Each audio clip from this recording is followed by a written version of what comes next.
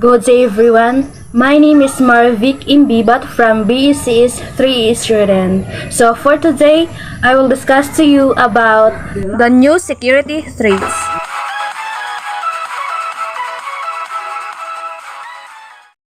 Case study examines non-traditional forms of security and expands the notion of security to conclude non-state actors and non-human actors, proposing an expansive view of non-traditional forms of security that go beyond traditionally recognized issues of threats to state the national territory. This textbook rests on the following premises. The first premises: traditional state-centered threats, such as nuclear proliferation and espionage, remains unconcerned. Second premises: all new threats combine and create unlocking puzzles, a feature of weak problems and weak misses.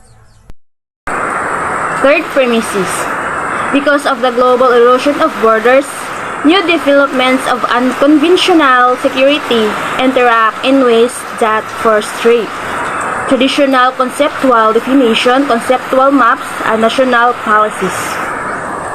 The fourth is unconventional security challenges which have traditionally been seen as low politics or soft issues are now being recognized as hard security challenges in the 21st century. Lastly, many of the so-called new threats are in the fact very old, like disease, gender, violence, food insecurity, underdevelopment, and crime are all traditional threats but deeply modified today by globalization. According to Chris Cleus, founder and chief technology officer of Internet, the reality is that in many cases the way the attackers work is not based on exactly who you are. And also Chris says, if you do not scan of the entire network, and if you've got a lot of vulnerabilities, you appear as a big target. So if you are not a big company, if you are very vulnerable, you become a much better target.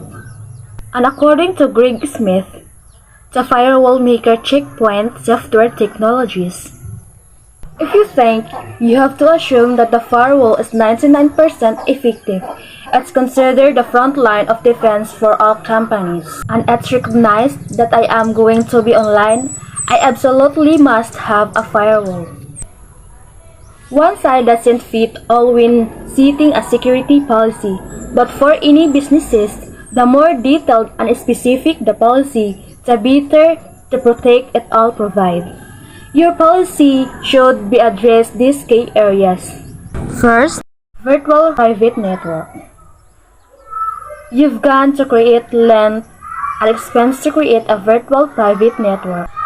But if home users, telecommuters, go-getters working late from home connecting to the network are not secure, then they can unknowingly escort attackers right in.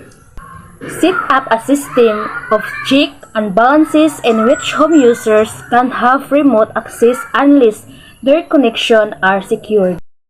Second, computing resources. This is a broad topic, and there are a wide range of abuses related to it. But your policy should identify and address what is tolerable and what the consequence for the violating policy. Third, email. Determine what comes in and what goes out.